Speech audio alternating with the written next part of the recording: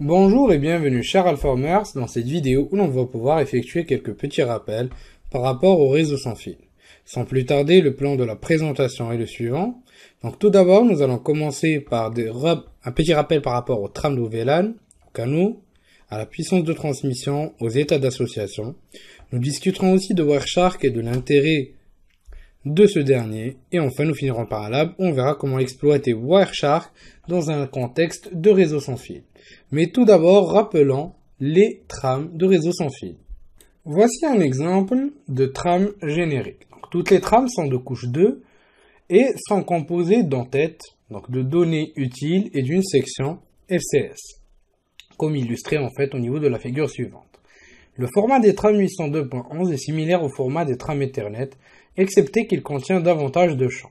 Comme le montre la figure suivante, toutes les trames sans fil 802.11 contiennent les champs suivants. Donc on a la trame de contrôle, ou la frame control, qui identifie le type de trame ou le type de trame sans fil concerné et contient des sous-champs pour la version de protocole, le type de trame, le type d'adresse, la gestion d'alimentation et d'autres paramètres de sécurité. On a la partie durée qui représente le champ généralement utilisé pour indiquer le délai nécessaire avant la réception de la transmission de trame suivante. On a la première adresse qui contient généralement l'adresse MAC du point d'accès et du périphérique sans fil de réception. La deuxième adresse qui va contenir généralement l'adresse MAC du point d'accès ou du périphérique sans fil d'émission. L'adresse 3 qui va donc quant à elle contenir parfois l'adresse MAC de la destination, par exemple donc l'interface du routeur auquel le point d'accès est associé. Par la suite, on a la séquence de contrôle, ou la sequence control, qui contient les sous-champs de séquence, donc c'est-à-dire le numéro d'ordre et fragment, ou numéro fragment, à savoir que le premier indique le numéro d'ordre de chaque trame et le second indique le numéro de chaque trame envoyée dans le cas d'une trame fragmentée. On a par la suite l'adresse 4, qui est un champ généralement absent, car il est utilisé simplement dans les réseaux ad hoc, le payload, ou le frame body, donc qui contient les données concernant ou les données qui vont pouvoir être transmises. On a le champ QoS qui va pouvoir se charger de contrôler la qualité de service et enfin donc on a le FCS qui représente le frame check sequence qui est un champ utilisé pour le contrôle des erreurs de couche 2. Pour plus de détails concernant les sous-types ou bien les sous-éléments qui vont pouvoir être ou faire partie du champ Frame Control. Donc je vous invite à voir la formation Akine Sécurité niveau expert les réseaux sans fil. Sinon vous aurez aussi au niveau des ressources des éléments vous permettant de pouvoir vous faciliter la tâche par rapport à la partie documentation. Maintenant que c'est fait, nous allons pouvoir discuter un petit peu des canaux. Il faut savoir qu'au niveau des réseaux sans fil, le spectre radio est divisé en canaux ou channels.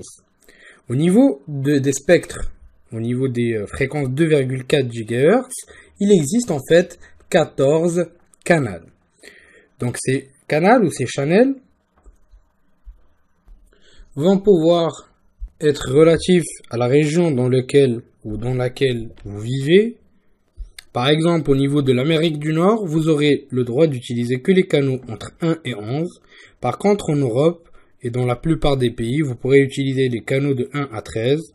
Et en Japon, c'est un petit peu spécial, vous pouvez vraiment utiliser tous les canaux jusqu'à 14. Les fréquences suivantes sont les fréquences centrales de chaque canal. Donc le canal 1, la fréquence centrale est du 2,4. Au niveau du deuxième canal, c'est le 2,416 et ainsi de suite. Autour de cette fréquence centrale, donc le signal est modulé sur une plage de fréquence de 20 à 22 MHz. Généralement, c'est du 22 qu'on va utiliser. Et chaque canal va donc pouvoir occuper une plage de fréquence, donc plus ou moins 11 MHz, autour de sa fréquence centrale. Je rappelle que le spectre radio, donc affecté au Wi-Fi, va pouvoir débuter à 2400 MHz et finir à 2484 MHz. Et afin d'éviter les interférences avec les utilisateurs proches des réseaux sans fil ou d'autres réseaux sans fil, Donc il faut analyser donc l'occupation du spectre et s'en tenir aux règles de base suivantes, c'est-à-dire laisser au moins 3 canaux vides entre les canaux voisins et celui qu'on veut utiliser. Concernant la puissance des transmissions, le choix se fait un petit peu à l'envers, c'est-à-dire qu'à la place de commencer directement par analyser la transmission ou la puissance de transmission et le gain au niveau de l'antenne, on va plutôt commencer toujours par le périmètre visé, c'est-à-dire par exemple si on souhaite avoir un périmètre de 2000 mètres, à partir de là, donc on va effectuer un choix en termes de puissance de transmission de 27 décibels et de 27 dBm et de 15 dBi pour avoir un rapport total de 42 dans ce cas-là par exemple. Le rapport ERP qui est donc relatif au total des outputs en matière de puissance, donc en chaîne dans ce cas-là, c'est ce qu'on appelle l'EIRP. C'est donc l'équivalent isotropique de la puissance qui va pouvoir émerger. Donc il est calculé en rajoutant la puissance de sortie d'output, donc en plus bien sûr de n'importe quelle amplification qui va pouvoir être effectuée en décibels, avec le gain au niveau de l'antenne, tout simplement. Par exemple, comme vous pouvez le voir ici, on a 24 dBm en termes, ou 27 dBm en termes de puissance de transmission, plus 15 en termes de gain au niveau de l'antenne, ce qui va nous donner un total donc de puissance d'output de à peu près 42, tout simplement 42 dBm, et c'est notre EIRP. À savoir qu'au niveau légal aux États-Unis, ce qui est connu et accessible, donc en Europe, j'ai pas pu récupérer d'informations vraiment complètes. Donc il faut savoir tout simplement que le maximum autorisé est de 36 dBm au niveau de l'EIRP, c'est-à-dire une portée maximale de 2000 mètres dans un espace vide, ce qui réduit à 900-800 mètres dans un espace avec des obstacles. De toute façon, nous allons pouvoir discuter de ça en détail par la suite. Concernant les états d'association ou le processus d'association, c'est tout simplement le suivant. Donc, tout d'abord, on a un appareil qui sera donc tout simplement, ou qui va donc tout simplement s'authentifier à un point d'accès ou un routeur. Donc à partir de là, il va pouvoir envoyer une requête d'association pour être tout simplement. La première étape est très simple. L'utilisateur ou l'appareil va pouvoir s'authentifier à un point d'accès.